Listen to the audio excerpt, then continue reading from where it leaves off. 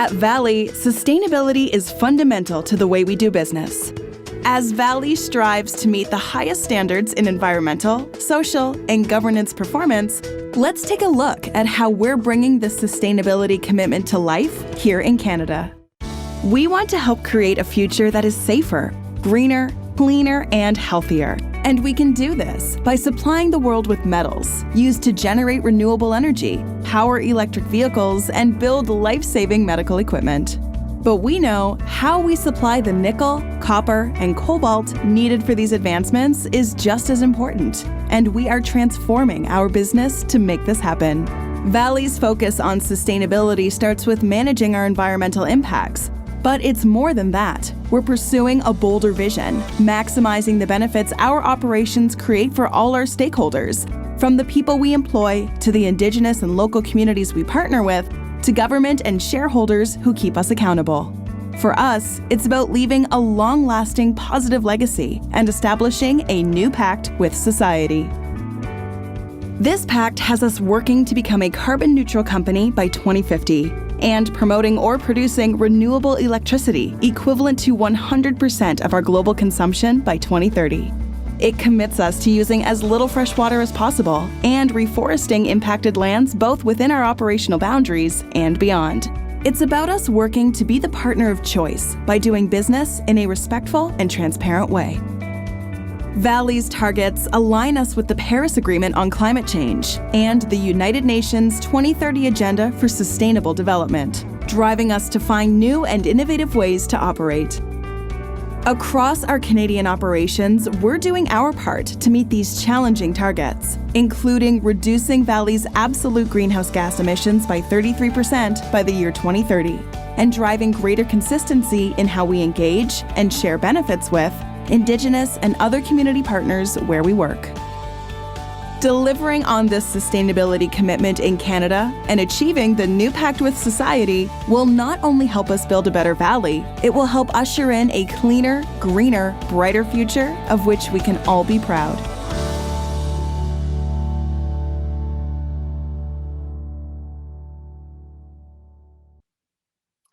So good afternoon, everyone, and welcome to our last session of the Brazil PDAC 2021 series of events. Thanks for joining us here today after 5 long days of content and networking online.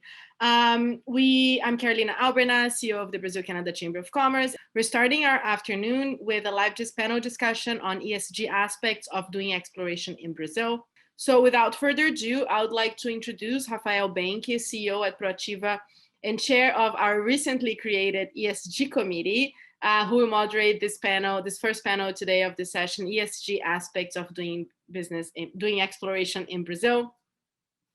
Rafa, the mic is yours. Thank you very much, Carolina. Let me call everyone on board, Edson, Ed, Scott, Jones, Greg, if you could open your cameras. Welcome everyone to this afternoon session on the ESG aspects of doing exploration in Brazil. I think we have a very experienced panel. I won't be precise in the mathematics of it, but certainly over 100 years combined here of mining experience and exploration. And I think we'll have a very, very entertaining and interesting panel. Very quickly, the bios are on the program, but Brad McNabb is the partner at Baker McKenzie. Edson Ribeiro is the director of exploration at Vale. Ned Jalil is the COO of Appian Capital Brazil and Mineração Vale Verde. We have Scott Heffernan, who is the Executive Vice President of Exploration with Equinox. And we also have Jones Belder, who is the Senior Vice President of Mineral Exploration and Technology at Nexa. So our idea today is to tackle the subject of ESG directed and focusing on exploration, and this is why we have this gentleman with us. We will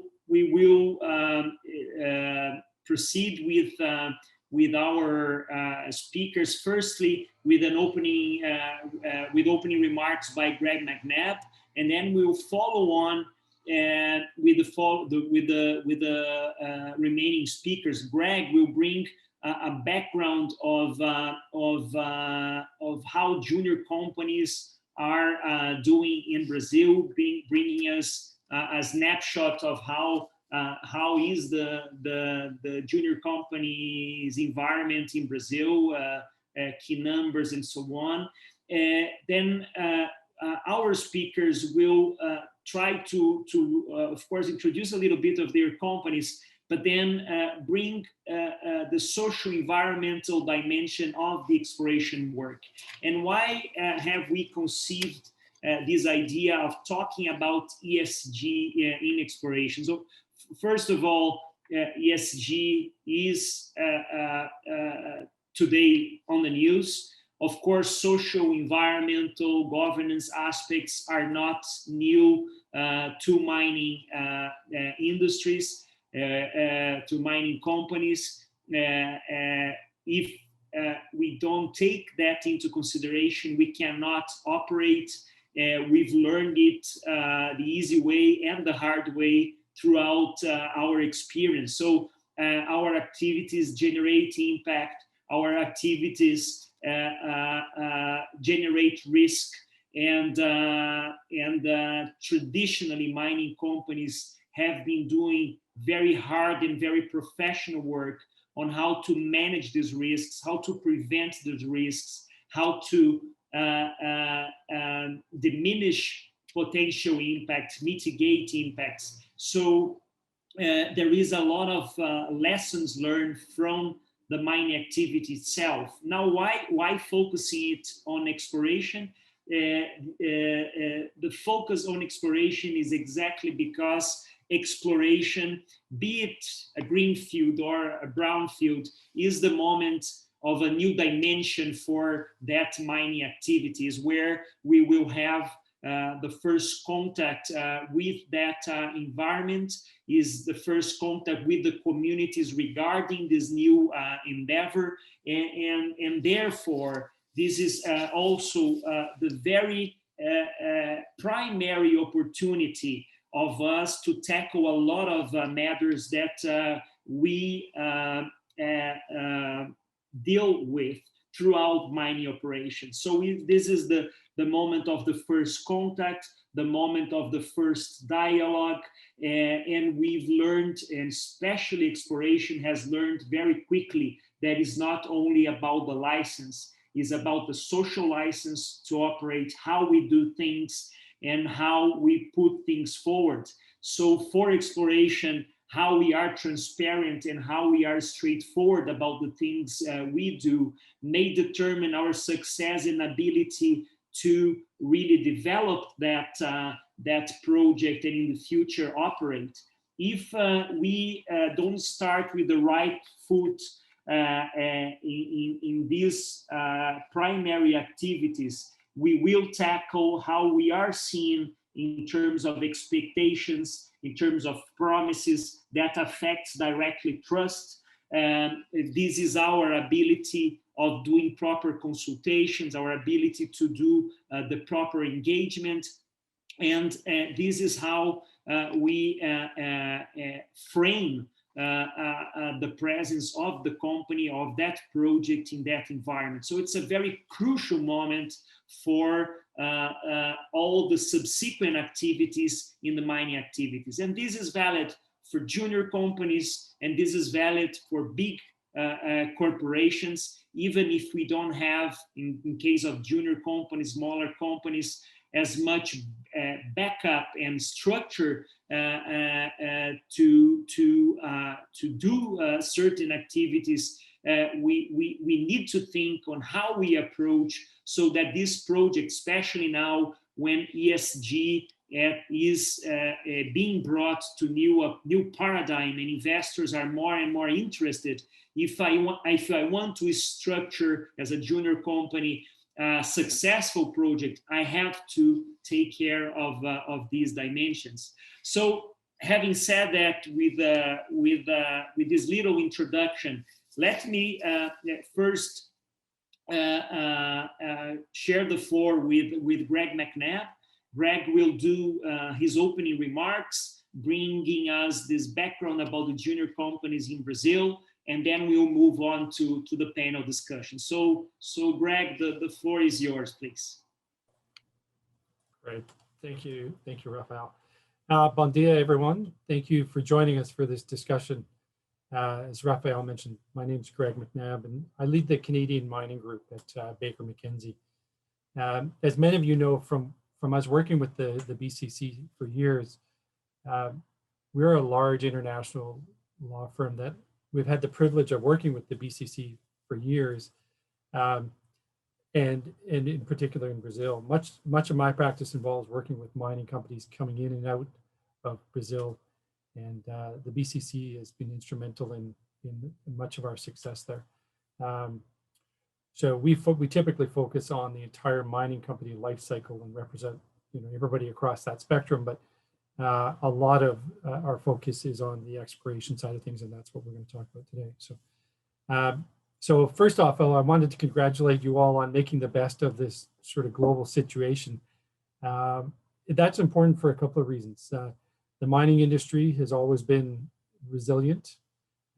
It's had its share of challenges and cycles and whatever expression you want to put on it. But the fact that PDAC has continued in the form that it has in such a well-organized fashion, I think it's important to note that. And we thank the BCC for its leadership on this front.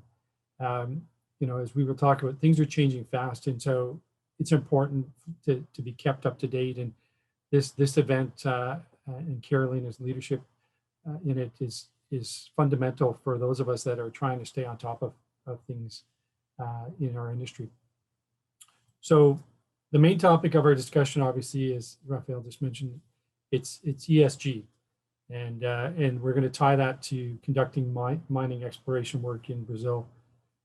Shortly, we're going to hear from some senior people at some of the most important mining companies working in Brazil about exactly what they're doing and how they're doing it.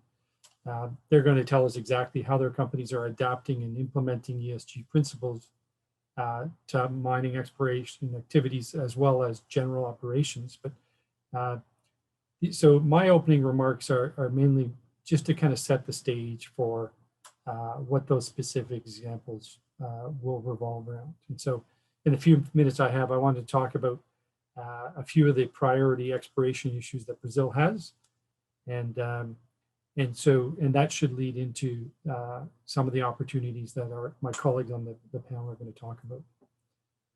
But first, I wanted to remind you of what I consider the three fundamental points that are going to frame this discussion about ESG and exploration. So, the first part that Rafael mentioned is exploration is fundamental to the global mining ecosystem. So it has been from the beginning. Without junior exploration, we don't come up with new greenfield projects that then in turn get turned into production opportunities. That's just simply how our industry works. And so exploration's always been a different business model than production. And while over the last few years, it's been easy for exploration to, I wouldn't say get neglected, but to be given a lower priority. And it's usually the first place that budgets get cut. But now that our exploration kind of river is running a bit dry, the challenge for Brazil will be to encourage exploration there first and to make it an appealing destination compared to some other jurisdictions. So that's the first point. The second point is that the fundamental concept of the asset being where it is hasn't changed. So by that I mean that good assets, they haven't changed their location as a result of recent events. So the mine is where it is. And so Brazil has always presented significant mining potential, and that hasn't changed. So what has changed obviously is the global pandemic's impact on the mining sector and people generally. But with double digits of Brazil's GDP coming from the mining sector, the government has to make it safe and easy for this sector to come back online, probably more so than most other countries around the world. So as a priority for the government, that hasn't changed in Brazil. And finally, as Rafael alluded to as well, the concept of ESG is not new to the mining sector or the mining industry. While we're still trying to define exactly what components of ESG mean, for example, Mark Bristow, the Barrick CEO, on Tuesday, he mentioned that most public company executives are focused on ESG, but not everyone has figured out a way to communicate exactly what their business is doing in a positive way. So the mining industry, including in Brazil, has been doing a much better job of being good corporate citizens than it probably thinks it has for years now. And so that ESG discussion starts, though, at the exploration stage, and that's what we're going to hear some examples of here today. So what does all that mean for exploration in the mining sector in Brazil? Well, as I said, it means that Brazil has to act fast. And there's three reasons why I chose the word fast. So it wants, Brazil, like many other countries, is going to want to take advantage of three current opportunities. The sort of global pandemic stimulus programs. So never has the world seen government spending as it has right now on vital, critical societal infrastructure. So, and all of those require minerals. So the money flowing into support for program industries like ours has never been higher. The high price of gold. So Brazil has always had a strong gold industry, and exploration in that area is not only a support of the general mining sector, but it's support for a commodity which is now selling at a significantly higher price than it has been, and that results in increased revenues for Brazil as a result of production tariffs and royalties. So Brazil wants to take advantage of this window on the gold front, as do others. And finally, 2 or 3 years ago, we would have been talking about, in addition to ESG, we would have been talking about this transition to clean energy and the need for critical minerals. And so that hasn't changed. In fact, it's been accelerated. And Brazil is positioned to take advantage of providing some of that supply of critical minerals for that industry, for those industries. And so those three things together mean that Brazil has to act quickly and in an organized fashion. And so by all indications, including what we've been hearing over the last couple of days here from presenters from Brazil, through the Secretary of Geology, Mining and Mineral Transformation, the Brazilian Ministry of Mines and Energy, and through its two agencies, the ANM and CPRM, they have taken an approach of, I think, what I would consider advanced leadership in developing this sector in their economy. So they've done what, and probably this sounds like such a simple thing, but it's had a significant impact in other mining economies. Brazil did what Australia has done and other countries. It made geological, geophysical, and geochemical information free and readily accessible by companies interested in exploration. So, and in addition to that, the ANM and the CPRM, they have 600 experienced technical people on staff to help companies evaluate exploration opportunities in Brazil. So, not only have they presented, a fire hose of information for those that are interested in exploration in Brazil, and made it available at no cost. They've got the staff there to help people interpret what it means and to take advantage of it. So, so that's all well and good, though, that they've made available data. But equally as important, Brazil is preparing to auction off, and it has over the last couple of years as well. But they are preparing to auction off more important mineral exploration opportunities across the country. They had, I think their last auction was earlier this month, but their June of 2021 is the next significant auction. And that's expected to lead to further opportunities for gold, iron, bauxite, graphite, nickel, and several others. So So it's important to note that Brazil, in addition to those opportunities, it is also identifying opportunities in the cobalt space. And so the reason I pick out cobalt to talk about just for a second is here on this panel about ESG issues, if you had to pick one industry or one mineral that is probably the most ESG focused or sensitive, it would be the cobalt space. And just due to the current restrictions in global production, with the majority of production coming from what I would call troubling places and processes, it's important for Brazil on the ESG front that it could be a provider of alternative supply. And then finally, just on the actual minerals that we're identifying, potash. It's always been a major opportunity for Brazil, but Brazil is planning to open up or auction off further opportunities in the potash space. So, there's lots there to talk about in terms of the spread across the different minerals. But in looking at the information put out by the Ministry of Energy and Mines, it's also important to note that these are opportunities that are spread across the country.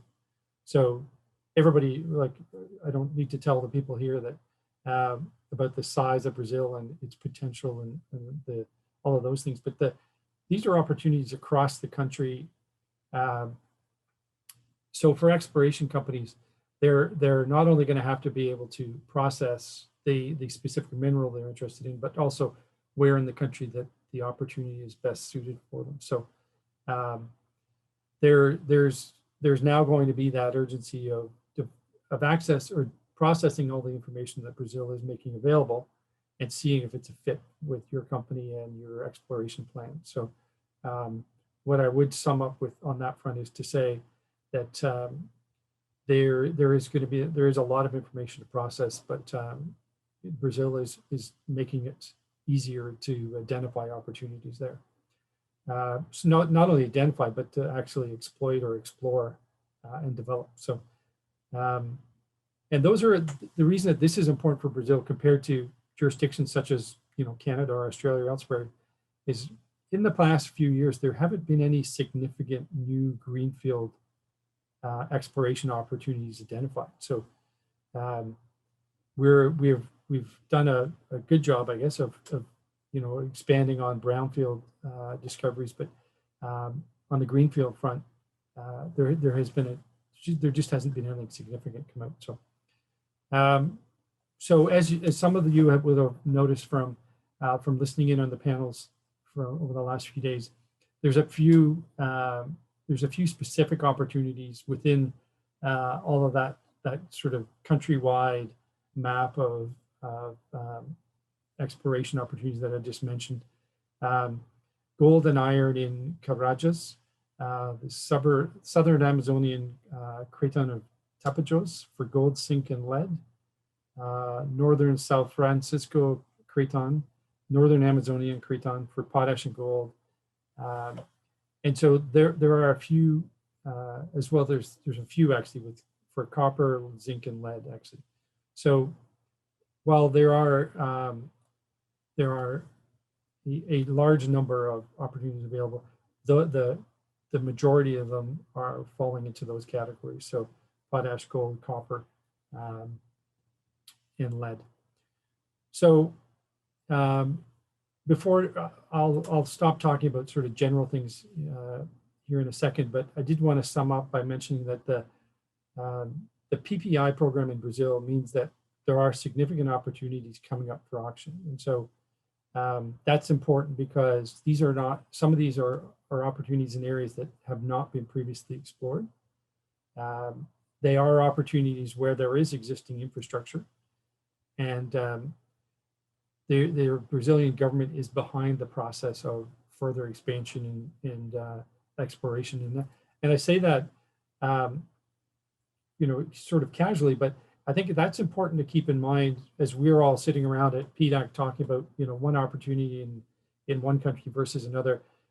The idea that the government would be encouraging exploration and production of mining assets, that used to be a fairly standard claim across most countries, but that is not the case now. So many countries are now not as keen on mining opportunities as in the past. So Brazil is now further ahead on that front, and so people would be well positioned to take advantage of it. So I'll close out on that just with one last thought to say before I hand it back to Raphael, that Raphael mentioned at the beginning about stakeholders, and so that's been an important and evolving concept in mining. If you went back 20 years ago, people didn't talk as much about stakeholders, but it's in kind of every ESG concept. An important stakeholder, though, in every mining company's exploration plans is not only the local people and the assets themselves, but it's the government. And so it's the local government and the support for its activities that it expects to receive. And so based on what we've been hearing and what we know from speaking with the Brazilian government, the Brazilian government is poised to become a stakeholder in these exploration plans. So I'll pass it back over to Raphael now so that we can hear some more from my panelists or my co-panelists here on specific opportunities within their company. Great, Greg. Thank you so much for the wealth of information and this very interesting background. We'll shift now to the other panelists trying to focus now on ESG. So they will start, with their first remarks, and we'll do a first wrap up. In the first remarks, they will focus on a short introduction to their companies, and then they'll speak about the challenges and the benefits of integrating the ESG aspects at the phase of exploration. So we'll follow an order of speakers here to facilitate preparation. So we start with Edson, and then we'll move on to Scott, Jones, and Matt. Okay. So Edson, if you could start, thank you. Thank you, Rafael. So thank you. I'd like to thank BCCC for the invitation, the opportunity to be here, talking a little bit about Vale and the exploration in Brazil with the ESG aspects of it. So Vale is the third largest global mining company by market cap. We have mining operations in Brazil, Canada, Indonesia, Mozambique, and New Caledonia, with offices in several other countries. Exploration is at the moment is very focused on iron ore in Brazil and base metals globally, mainly copper. Our nickel exploration is more in Canada, close to our mines.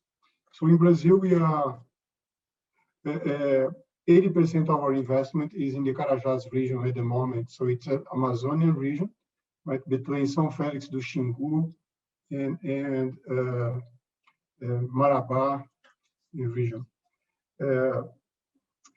We have, at the moment, we have 120 people doing exploration, Vale employees.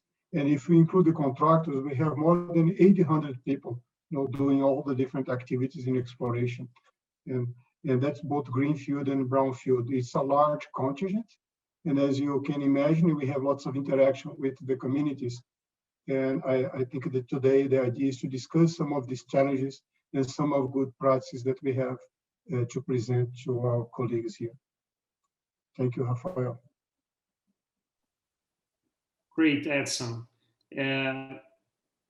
Would you like to start already by saying some of these challenges and how you see ESG, or would you like to leave this for the next round? I think we can leave to the next round. Okay. So Scott, can we have a little initial remark from you? Yeah, absolutely. Thanks for the invitation, and it's nice to be back, although virtually this year over from last year. There was a great panel session last year. To introduce Equinox, Equinox is the world's newest mid-tier gold mining and exploration company. In the 4 years since the company was founded, we've turned it from a single asset producer into a mid-tier company, and proudly it all started in Brazil with our Aurizona asset in the state of Maranhão. This time last year, we were in the middle of closing a merger with Leagold that brought on 4 new major projects in Brazil, 3 producing mines and 1 development asset. This year, probably we're also in the throes of closing on another acquisition, this time Premier Gold, which will introduce a Canadian component to our portfolio, further diversifying our risk, which is an important consideration corporately. Pro forma on this company will have 8 producing mines, 4 big growth projects, a reserve base of 15+ million ounces, resource base measured and indicated of 30 million, another 10 million in inferred. And we're quickly working towards becoming a company that's striving towards responsible mining of 1 million ounces a year, which we hope to get organically through exploration. Will get us a long way this year, from 650 to 900,000 ounces next year in annual production. And we're going to invest about $400 million this year into our own CapEx projects. Our 2021 exploration budget is just under $40 million, over which 60% of that will be spent in Brazil. Bahia and Maranhão are the 2 states where we will see the most exploration activity. In each of those cases, we have both our producing assets, but also large district scale land packages offering significant greenfields exploration potential.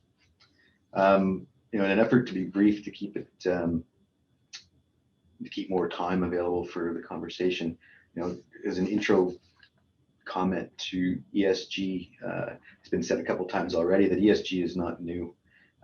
Call it CSR, call it sustainability. It's been around forever. It's your social license to operate, as you pointed out, Raphael. What is new is the level of transparency in corporate reporting thereof, and the subsequent scrutiny by anyone really, in particular investors and funds. That's really where the change recently is focused. ESG is an integral part of every facet of our business, and in particular on the exploration front, because exploration is where it all starts. You're the first point of contact into new communities, and maintaining contacts in more brownfields or developed communities. So it's not easy. It's a tremendous amount of effort. It takes time, money, and again, a tremendous amount of effort. So maybe I'll leave it there and save more time for the open discussion at the end of this. Very, very interesting, Scott. Thank you for bringing already this feature. So a lot of what is there we have been dealing with, but now an enhanced need for reporting, transparency, and high scrutiny. So we'll talk about the high scrutiny and how much of this is on the table. So let's continue on with Jones now, and then Ned.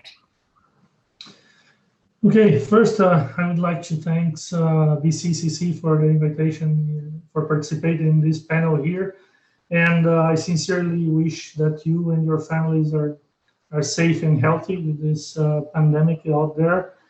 And well, first of all, I would like to introduce Nexa. We are the 5th largest zinc producer in the world, and besides being a zinc producer, I would say that we are a polymetallic company because we operate several polymetallic deposits. So besides zinc, we also produce copper concentrate, lead concentrate, gold and silver as byproducts.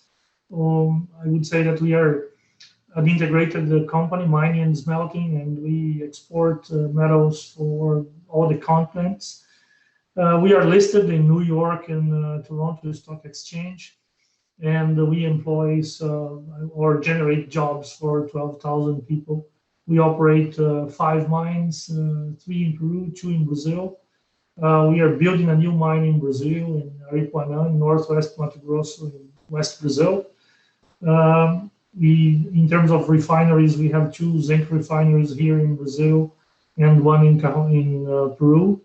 The one in Peru is the largest in the Americas, and well, we have more than 70 years of experience in mining and smelting in Brazil and in Latin America. In terms of exploration, we are basically in Brazil and Peru, where we have our operating assets and greenfield projects. And we also have exploration in Namibia in Africa. for zinc and copper. Well, I would say that besides exploration, I'm also in charge of the technology and innovation in the company, and I'm going to talk more about in the panel. We have, I would say, an open innovation platform that's called Mining Lab, where we have interactions with many startups, and that's a way of innovating and bringing knowledge for the company from the outside and from the other industries, from brilliant people from startup companies. I would say that's pretty much that, and I will leave the ESG for the second round. Excellent, Jones. Thank you. Ned, please. Hello, everyone. Boa tarde. Thank you very much for this invite to be on this panel. Very interesting. Rafael, can you hear me okay? Is the sound okay? Okay, great. So like what I was saying, thank you very much for being part of this panel. As a Canadian working in Brazil, I feel very attached to the name of this panel, and I'm very attached to PDAC. I can't remember now when was my first PDAC, but it was in the late 90s. So very good event that brings positivity to the entire industry. With regards to Appian Capital Brazil, we are a part of a larger group, which is Appian Capital Advisory, based out of London. And it's a private equity group that's interested in, focused on the resource industry, in the acquisition of mineral deposits and building mines and sustainably operating those mines. There's I believe there's 9 assets globally, and then two here in Brazil, which is our focus here in Appian Capital Brazil. With regards to Appian Capital Brazil, we have 2 assets, an operating mine in Bahia, in a nickel sulfate operating mine, Atlantic Nickel, Santa Rita mine, right? Santa Rita mine. And I believe it's the only mine in Brazil that's producing nickel sulfate concentrate. We just recently started operation, or restart of the operation late in 2019. And we are in the last stages of completing the ramp up at Atlantic. The other asset that we have is the Serrote asset in the state of Alagoas. And it's in construction, in the final stage of construction, and almost 95% complete, on time, on budget. And we plan to start operating very soon in Serrote. It's a copper gold, also copper concentrate with gold, lower gold occurrences. And what's interesting about Appian within the Brazilian scope, like in Appian Capital Brazil, is the way I see it is that we are the nimble startup of the mining industry. We attract talent and Brazil with lots of experience, and we push this talent, right? We push them to do their best. We push them to challenge themselves and challenge all the preconceived, right, opinions and ways of work to increase value to our community, our shareholders, and the rest of stakeholders. With regards to ESG, and I know my colleagues decided to put it for the second part, but I'll give 2 minutes if you allow me, Rafael. We have this concept of in Appian, what we call social integration. And I really like this concept because it's more derived from empathy, where instead of the company focusing on obtaining the license, right? Instead of when you enter a project, you're like thinking, okay, this is my checklist, this is my to-do list. in order to get the license, we force ourselves to think of ourselves as part of that community. So we're integrating ourselves as part of the stakeholders that are part of that community. And how would any activity do impact our neighbors, farmers? How do we impact the environment? How do we impact our local governments, our state government, and Brazil overall? And this allows us to not only focus on obtaining the license, which is given, but actually puts us part of the stakeholders in early engagement. And like what my colleagues did, I'll leave some thoughts for the second part on ESGs with specific focus on exploration. Thank you.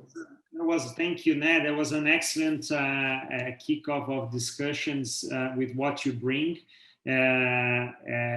Going beyond the license, putting the company and stimulating the staff and the leaders to put themselves in the shoes of the community, of the stakeholders. It's an interesting way of understanding what is there, what is of risks and impacts and concerns and anxieties around the projects, and how to deal with that for the social license to operate. So I think it's a very, very interesting point to bring to the table for the others to comment. I think one point that Scott brought, this enhanced scrutiny. So when we are talking to COOs, COOs, and CFOs, they are all saying, well, you know, when we were presenting projects, when we were in a roadshow, they were our potential investors, our potential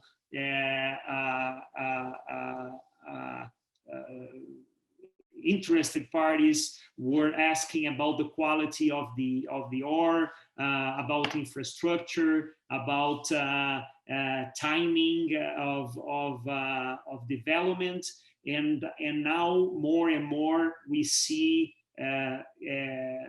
conversation taking part of it, which is related to the ESG, and not in a loose way. How is it with the communities? But as Scott said, with a higher bar, where people are really asking details, specifics, numbers, what are the plans, what are the commitments, and the scrutiny is really at another level. So a great part of the discussions today, when we are into these roadshows, is to discuss these subjects, and these interested parties want to understand that in detail, and that comes from lessons learned, right, on how much these externalities are today part of the business. And as you said, Ned, maybe the best way is really to integrate the business into these dimensions so that we can develop that well. So maybe Jones, Edson, you would like to bring that and some examples. Edson, please. Yeah, I like to build on what Ned said, and I think that's a very important concept, like the integration with the community. Because when you know, in the past, people used to say to take a land license or to get the license. That to me, you know, it's like, okay, we are building this despite the community, right? So they give me the license, now I can do whatever I want. And that's the opposite. It's being integrated and build the project with the community, right? Because it's good for the community. So integration it goes beyond, you know, putting yourself in their shoes. It's really being part of the community. And that's what we have to pursue since the exploration phase. So that's why, you know, normally I think all the companies do that. Like we try to hire some local employees to understand their, you know, needs, their dynamic in the society. So you have to understand that when you shape or design your next phases. So it's not like a standard operation. It's like a flying saucer. You just come and do whatever you do, your standard. You have to learn with them. And even exploration, we have to run according to their culture. And that's the challenge I think we have to teach the explorationists in the companies. Well, just adding a little bit and trying not to be repetitive on the subject, but I think it's pretty much common wisdom that ESG is not anything new. Companies has been practicing this for a long time in terms of environment, in terms of social projects and social relation with the communities and everything. And I think it was well explained here that it's more a matter of how you package it now and giving more transparency to what you're doing in terms of environment, social, and in terms of governance of the company and everything. So it's not everything, not something new, but it's something that it's being more under attention of the society and the communities and the market mainly. Okay, I would say. So if you want to access capital and everything, you have to be, I would say, very well transparent in what you are doing. Looking at the exploration perspective for the ESG, I would say that exploration is the very startup of everything. I would say when we were talking about mining, the exploration geologist is the guy who first stepped in the field and started talking to the communities and talking to the farmers and talking to the mayors of the small towns and everything, and besides asking for permits for entering, I would say, land surfaces and farms and everything, he has to talk to the communities and he has to educate communities of what is mining and what is a mining project and an exploration project, and he has to manage the expectations of the communities and the society around him, because not all we know very well as exploration geologists that not all the projects become mines, and just the other way around, most of them failed, and we just go away and we leave the community. So it's very important, as Edson said, and the others also, the close proximity to the I would say, to the farmers and to the communities and to the authorities, local authorities and everything to communicate and do everything. And in terms of environment, I think exploration starts the first impacts in the environment. Okay, we start doing our first reconnaissance and then maybe some sampling and some trenching and drilling, and you're going to ask farmers and communities that you're going to build a road, you're going to build a drill platform and everything. So you have to start communicating and permitting and having the permits for the environment. And if you don't do that right at the very beginning, you're going to have problems in the future, and you're going to have problems in terms of permitting and getting inserted in the community, and the community will not, I would say, understand what you are doing and will not accept your work also. So I would say that exploration has a big role in terms of starting everything right and maintaining good relation. And that's why it's also important to, even when you have a project that is being put in the shelf, you have to maintain a close relation to the community and show your face there and keep them informed and everything. I would say that that's my comments for now. Excellent, Jones. Thank you so much. I'd like to hear some additional words from Scott, if he likes, in this introduction. The only thing I'd like to say to the audience, we have a Q&A box. If you'd like to ask questions to the panel, please do so. We are going to select some of these questions to be answered towards the end of our session. But let's go back to Scott. Yeah, thanks, Rafael. It's I think there's a lot of real key takeaways were just summarized between the previous few comments there. Exploration is the first point of contact. You're the first ones establishing those relationships. Those relationships are key. This is whether it's from local landowners to the local authorities. This is where you're establishing trust. that builds and breeds into success, short-term and long-term. The reality is that we can't do anything without considering the impacts of our work in any facet, economically, environmentally, without considering short and long-term impacts. When we go explore, most or lots of projects don't become mines and exploration isn't successful, but you always enter into the project operating on the assumption it will be successful, and such that by the time you get to that finish line and you're ready to make a construction decision in a really big investment, that you have that social license on board. Aurizona was a great example of that for us, where the management there had been beleaguered because they'd shut down the operation, and when we came in to try and reinvigorate everything, there was this requirement that the community wanted a public hearing, and we really welcomed that, because obviously before we're going to go and invest $150 million, we want to know that everybody wants the project there. Otherwise, we'll go somewhere else. And so it's key. And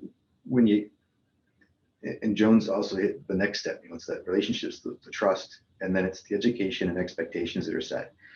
There's the amount of jobs. Obviously hiring local is a key effort. I think no one's going to disagree with that.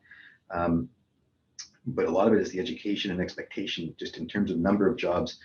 When you move from an early stage, small scale exploration program to bigger scale exploration programs to construction, where everything peaks, where you're building an owner's team and you get a construction team, and then things start to taper off and you narrow down to just your operational team. And so it's understanding, locally, it really comes down to, how does it impact me? Or is my family going to, or am I and my family going to have jobs and healthcare and support and such like that? How much? So executing, building those relationships and the trust aspect of that, delivering on what you say, resetting expectations sometimes is, if necessary, is paramount if you want to be successful. That's a very interesting example, Scott. Let's hear more of these examples around the panel, and just merging what John said in terms of the tradition mining companies and exploration has had in dealing with social, environmental matters at this very early stage of the mining activities. I think a fundamental point is the one that the rate of success of an early exploration to really become a mine is low. So the expectations may be high regarding what this will bring in terms of development and wealth for the region, and maybe there won't be a business case for that, and then there is frustration and sometimes discontent vis-a-vis the company and vis-a-vis the sector, right? So I think these are very interesting points, and on the combining that to what Scott said and the first remarks that Scott brought on the enhanced scrutiny, we are seeing a lot of what was already on the table of the sector now being really crystallized into more process, into more materiality of what we do. Greg, it will be probably interesting to hear an input from you there. But in this materiality, some aspects start becoming pillars, and some of us and some companies would already do a lot of that as a consequence of the way we operate, our personal convictions, the leadership of the geologists that is there and doing that. But slowly that is sort of codified and becoming the best practices and becoming sometimes the manuals of how we operate. So when we talk about engagement with communities, establishing the social dialogue, mapping the stakeholders, and Greg at the beginning said, well, a fundamental stakeholder is government and the various levels of government. And it's not only about the licenses, it's all the surroundings of that. Do I have a grievance channel for the population that is there to address some of their their concerns properly. If I have indigenous communities, traditional communities, what are the best practices internationally, and how do I also adapt that to the requirements of that specific jurisdiction? So not only the compliance with that in that jurisdiction, but international best practices, the free, prior, informed consent. So all these aspects start being very fundamental pillars for this dialogue that Scott was bringing forward. So this enhanced reporting, enhanced scrutiny, as Scott was saying, with more precision and enhanced quality of what we have to bring forward so that the investor has more certainty about the probability of success of that business. So Greg, if you want to jump in at any point, and then we'll go on to examples and so on. Sure. So I'll just talk quickly about two things that are very important in the context of what you just mentioned there. On the legal side of things, you're right, that this is becoming an issue for companies who, I'll use the expression, we're trying to do the right thing, and so have always sort of tried to be good corporate citizens, or whatever you want to, however you want to frame it, but they were doing things not necessarily required by law or policy or statute. They were doing it because that was their corporate culture, and part of the reason that they were all kind of aligned with each other. Now we're transitioning to an area where some of those requirements are becoming codified requirements, and so you have to keep up with what you're doing and how maybe what you've been doing for 20 years, thinking that you're ahead of the curve and you're doing the best thing possible.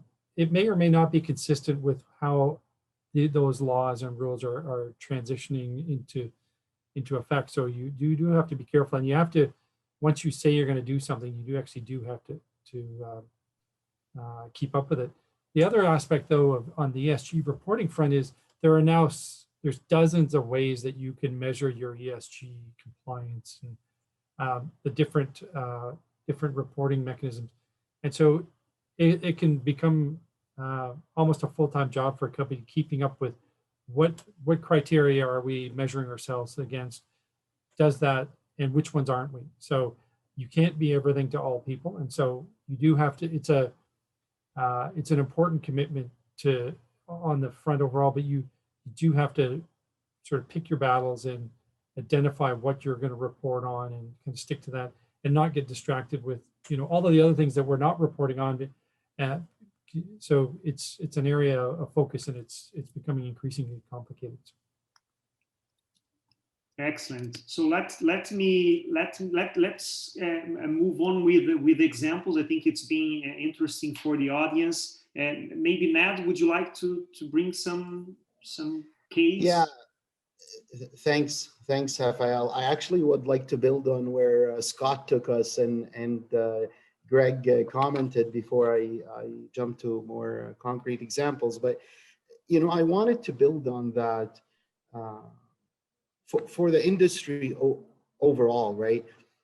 It is important at the exploration stage that not only we send our best and greatest geologists and geophysicists, right? And geomets, right? Because these are all the ore body knowledge, I call it, requirements that we explore when we start. From a technical standpoint, right? We look at the metallurgy, are we going to be able to recover the metal? We look at the grade and so on, structure, mapping, and the familiar exploration activities.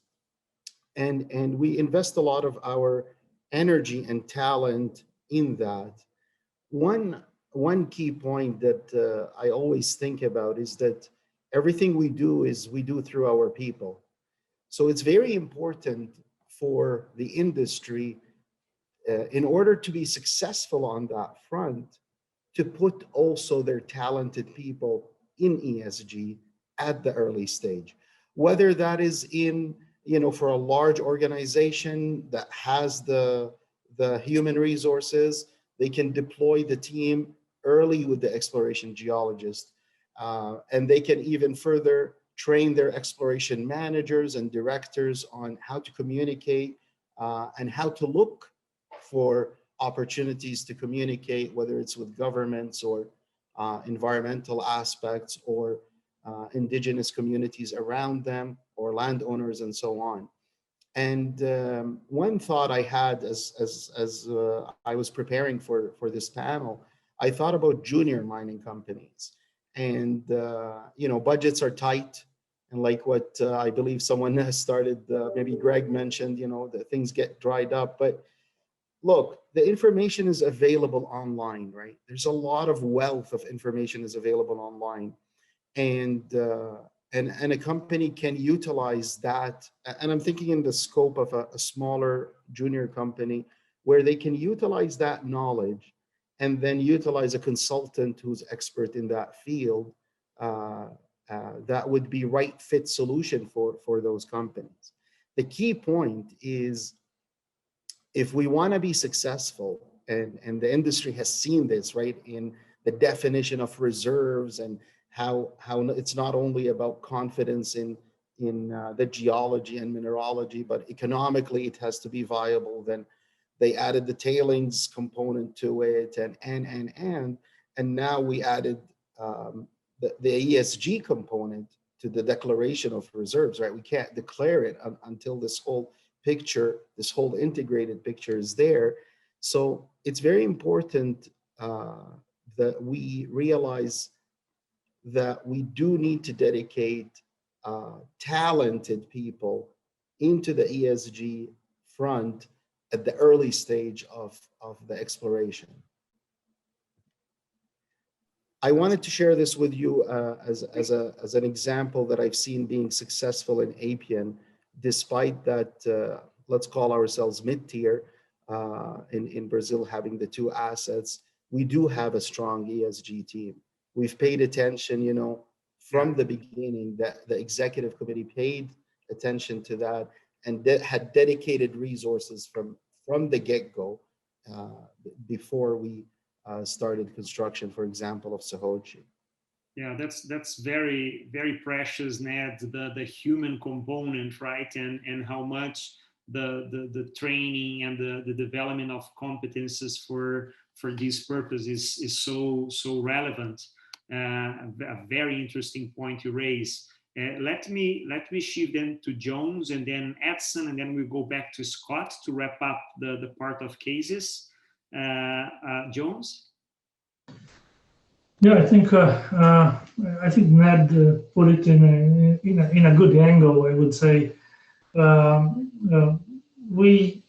I would say when we have major companies or mid-sized companies or everything, you have, I would say, a great support behind you in terms of negotiating with the communities and with local authorities and everything. When we have, I would say, a junior company with very few people, and you have to rely a lot on the people on the few people you have, and the common wisdom of the people and the ability of dealing and I would say negotiating and relating with people and engaging with the local society and everything. I think that's a very good angle to look at it.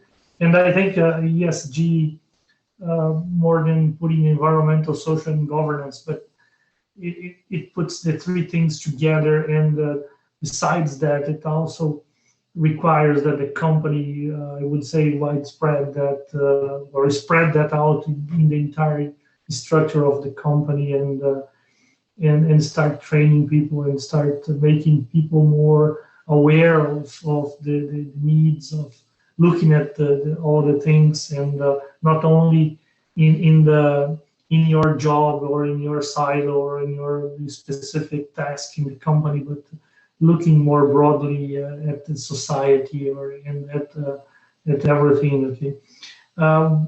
Well, we have a case in the company like the Aripuanã project that we are building up right now, and it's a project that, among, I would say, we are one of the companies among many others that work there in those properties that started back in 1992. and it's being built right now. It's going to start production in early 2022. So it's a very long time span, I would say, for you to convince the community and convince the local society that it's going to be a mine there one day, and it's going to generate jobs and I would say well-being for the society and everything.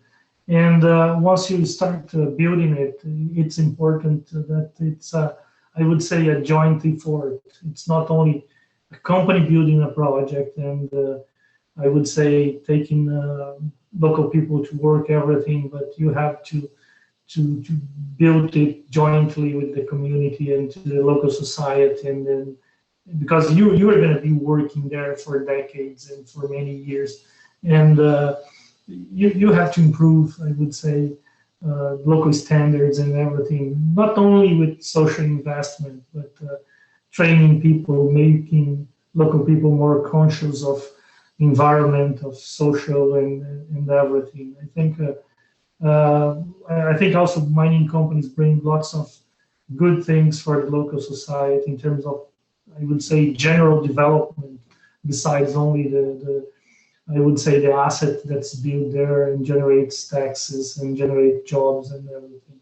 So, and if you are, I would say, building something joint with the community, it's the best way for having success and a better performance in terms of ESG and everything, and be very transparent, I would say, to the community also.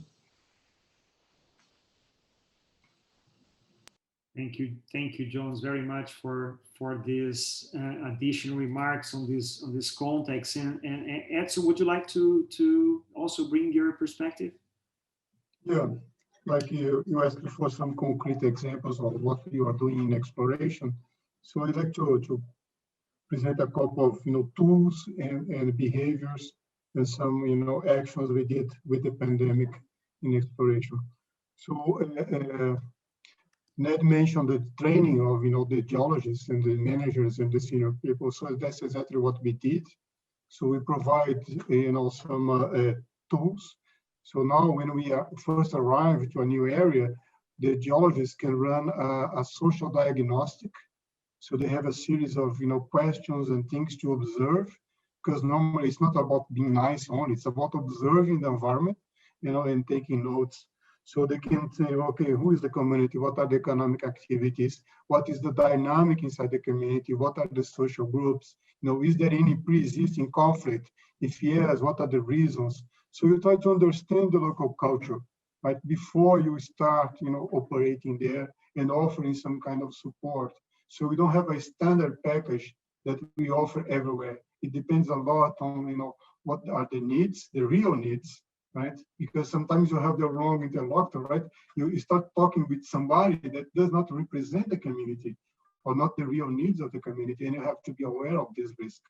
So we try to do this survey in a very, systematic, organized way. We have a grievance system that you mentioned, Rafael. So all the complaints and all the requests from the communities and different representatives of the different groups, we try to put in a systematic way. So we send to the compliance group in the corporation, we check compliance, and then we see, if this was already answered or not, or solved or not. If there is no solution, if it's not a company thing, it's like more the government, we try to communicate with the government and say, well, you have a problem here, we can't solve this, but you should be aware. So we try to track, the solutions and the progress and the development of the different issues.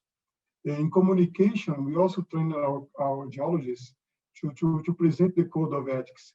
So the company has a code of ethics, and I think you have to be very transparent about it. So we try to communicate with the service providers, community leaders, government, these are code of ethics, that's how we behave. And these are things that we will not, accept. So we learned that when you do that from the first, moment, some of the wrong requests will never appear, never occur, because they know that your answer is no. So you establish the limits from the very beginning, right? So knowing the company code of ethics we learned that it's a very good thing. In terms of initiatives, I think, as I said, it depends on the community, but, now this year, last year, we had the pandemic, so it was, very hard in Brazil. And of course, Parauapebas, it's close to our main operations, and they receive full support from Vale with the COVID tests, new facilities. We hired some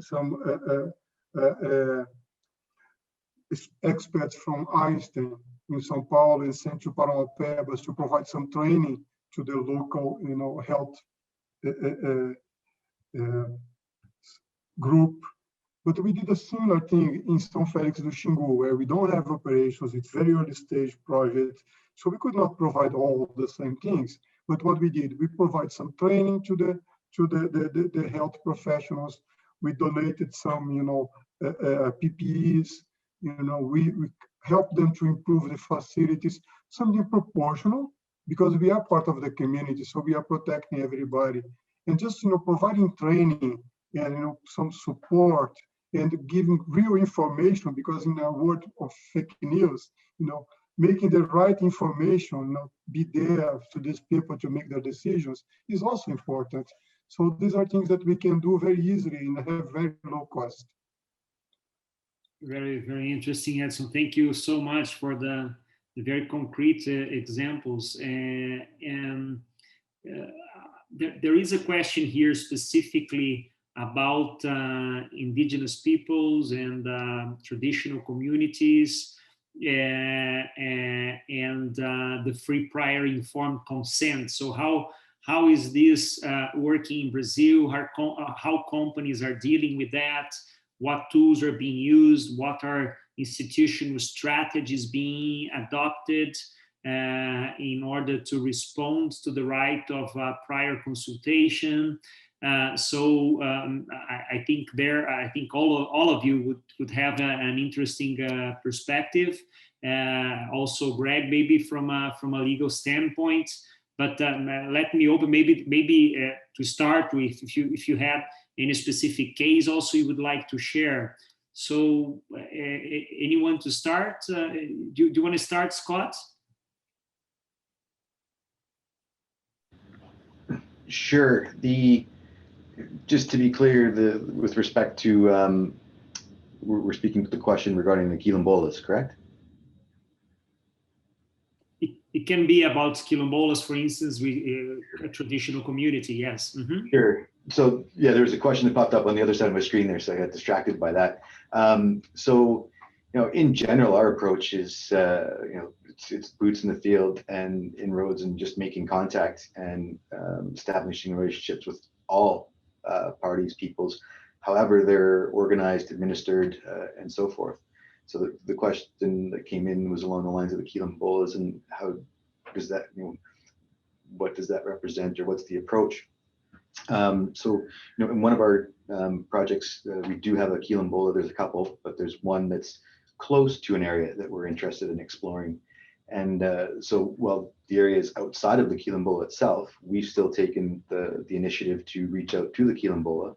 And I think part of the complexity with the quilombolas is the administration thereof is federal, I believe. So it's removed, it's remote.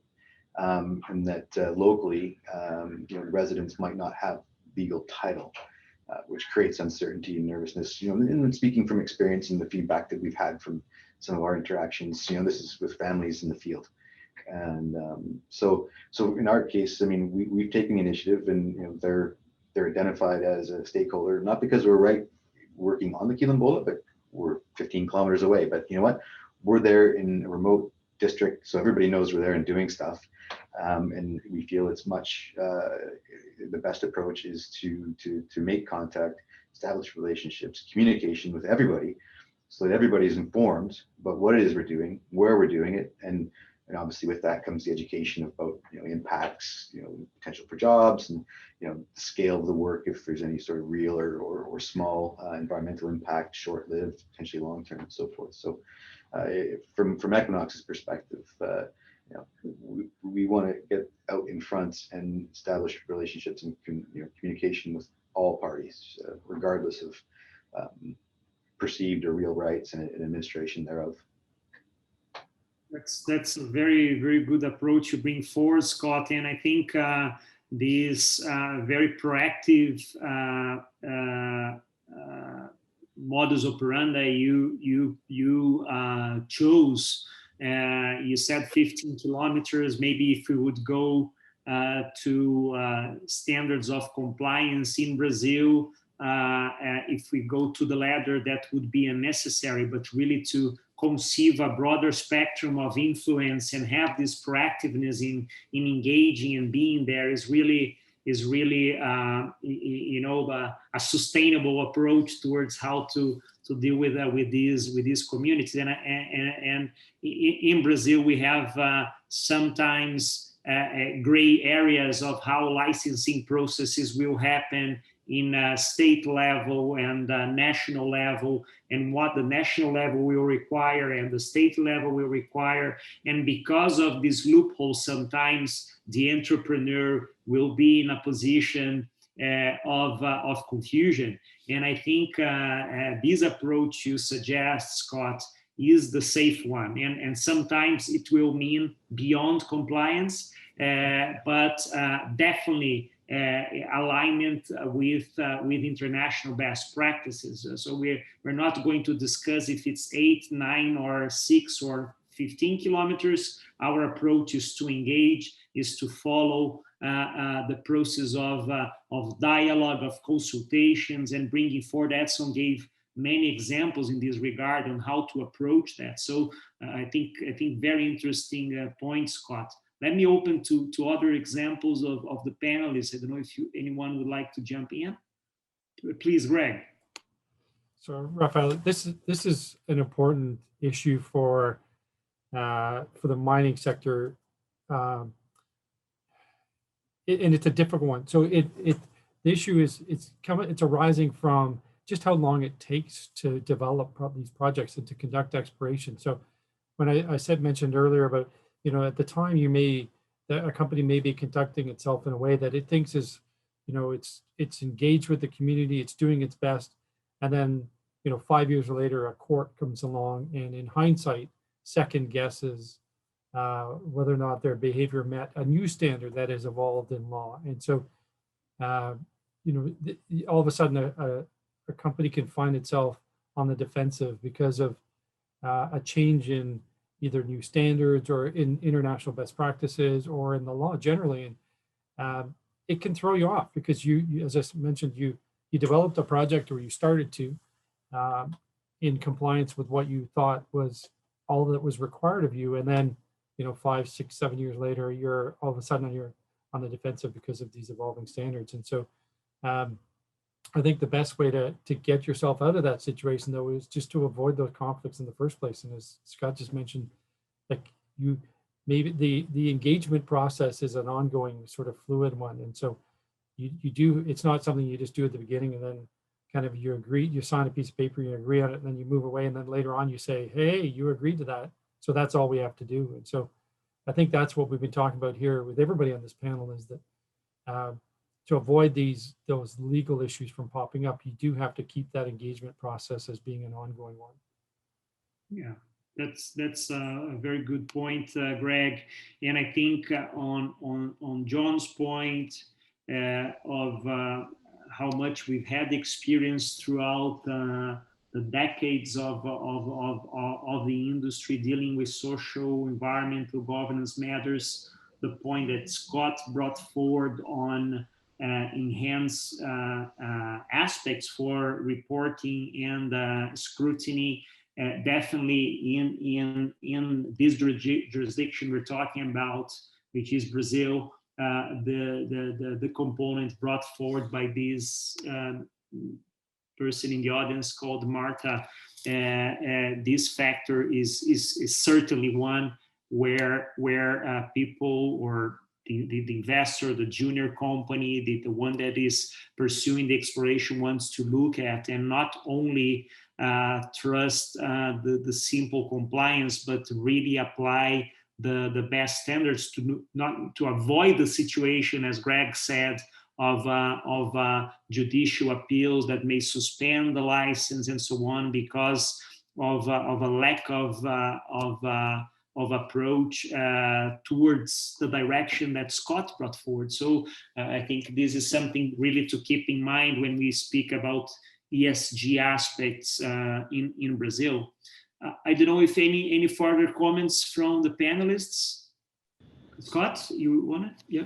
Just not on that one. No, I was just looking at the question that you originally asked me to address. Just found it. Yeah, I'm going to already to put. There's more than one question really asking about ESG requirements, how ESG aspects are being followed, incorporated into process. We are sort of discussing that already, but I think maybe one topic I will bring to everyone in the panel is really what is appearing more the one or the top three points that are really on the table. So I don't know, Scott, Ned, when you're talking to investors, to financial institutions, what are the key questions they are asking? And the same for someone like Edson, when Edson is going to a meeting with the board, with the executive committee, what are the key questions related to ESG?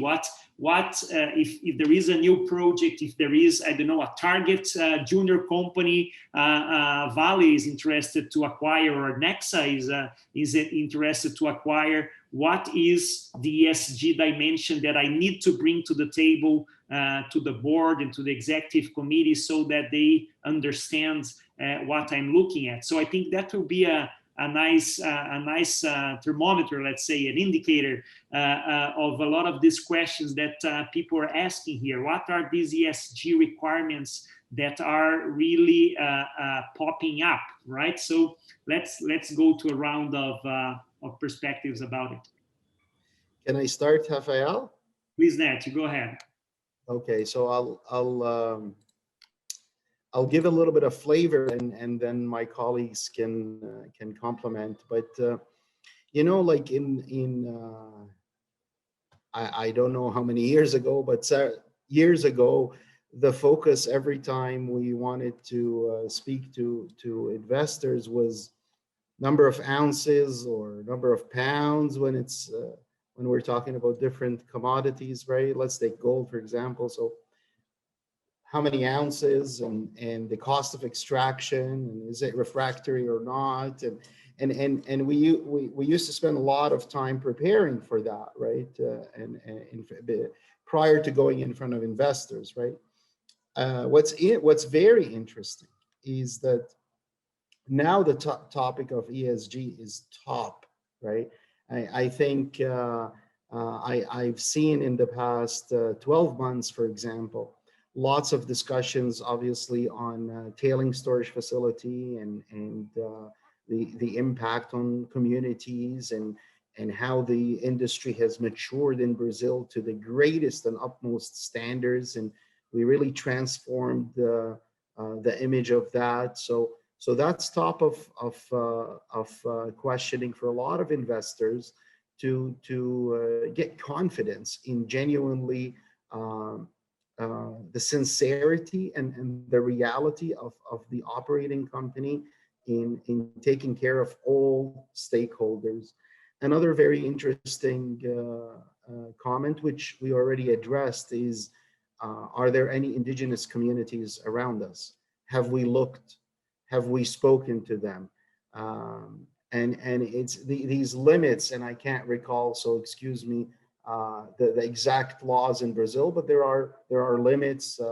Maybe some of my colleagues remember, but I don't look at them, as you mentioned, Rafael and Scott, is that the number doesn't matter. Who are my stakeholders in the area I'm operating in? And we are all working together in that. So a lot of questions on that. And finally, you asked for the top three. Renewable energy and the integration of renewable energy into the asset and I'll give you a funny question where some investors would ask, can you put solar panel to support your exploration activities, right? Can you put any thoughts into renewable energy in your operation? And obviously, luckily, we are in Brazil, where a significant portion of our energy is generated through renewable energy. So these are the top three I have personally been asked in the past year and a half from investors. Perfect, man. Thank you. Anyone else would like to jump in?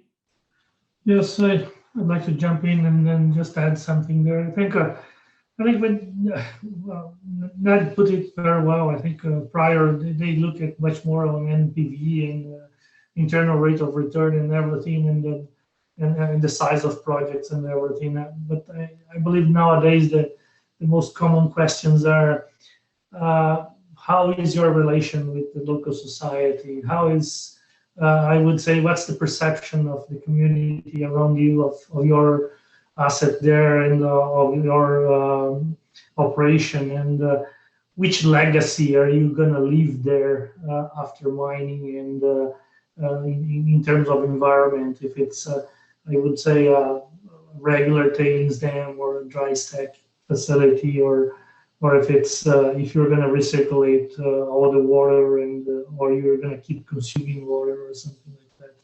I believe those issues or those variables are much more, I would say, analyzed nowadays in terms of the investors that are putting money in a company. Okay?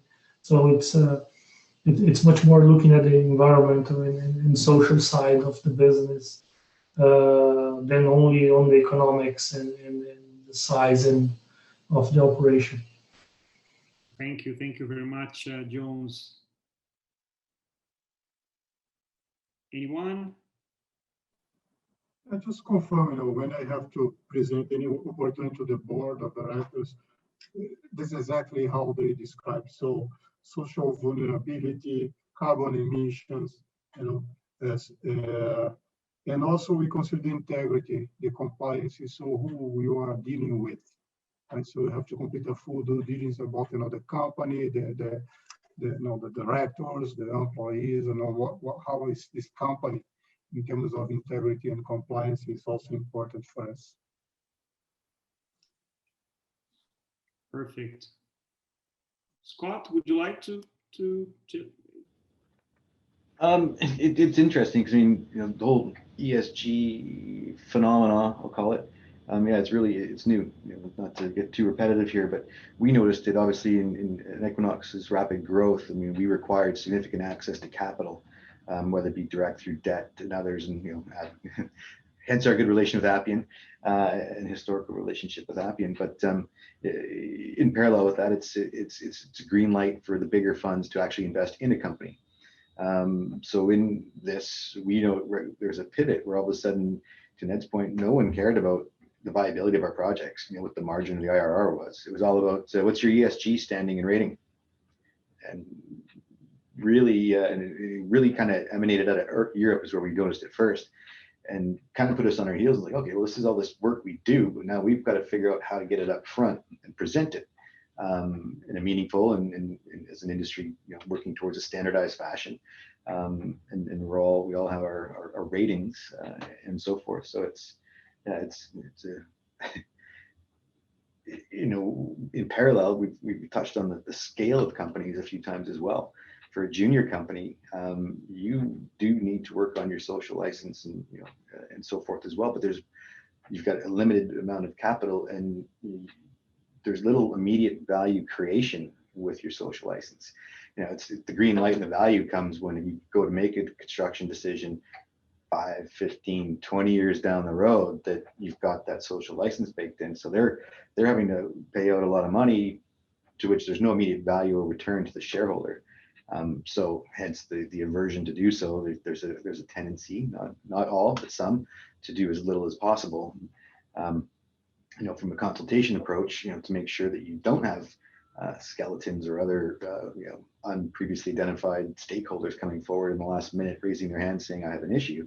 It's to get that confidence as a company, you start that up front. You know, to my earlier point, it's just, we want to talk to everybody and as often as we can to make sure there's relationships and trust. And then, you know, we've had it where the communities are also helping advise us, like, oh, don't worry about those people or that guy or that family. You know, it's kind of gets entertaining to some degree, and where you have this building trust and momentum, understanding and want to move a project forward, and that's really the key to success.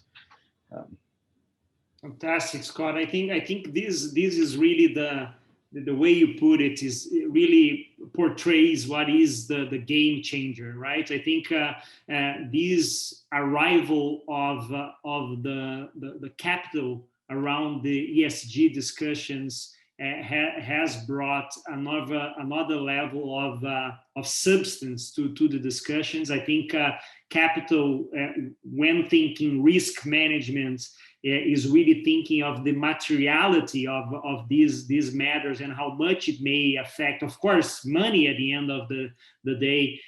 But on all these regards that we are discussing, we dedicated most of our panel to talk about the social aspect of the S aspect of the ESG, which is very interesting because when we go to the ESG world, a lot of what we hear is that the most difficult part and the one that we know less is the S of the ESG. And there is a wealth of knowledge in the mining industry on how to deal with that S side.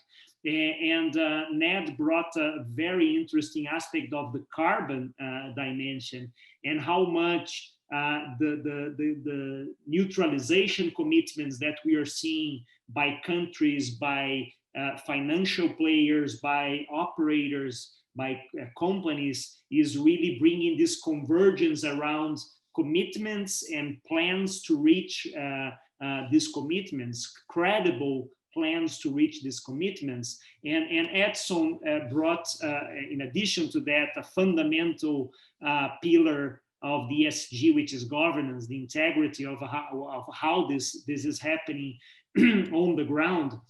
So I think, be it for junior companies to large companies, the key thing is not to have a risk or to be exposed for a risk. The key thing in the ESG convergence is really that I identified this risk and that I'm doing something about it. So this is I think the most important thing when we are talking to investors or a potential shareholder or a potential buyer of my assets. I know my risks, I've mapped them, I am addressing these risks, I know my impacts, I'm addressing these impacts, more than the solution or painting a very colorful picture of what I'm doing there, is to be, as Scott said, front on from the beginning, being transparent, report transparently, and have the adequate plan.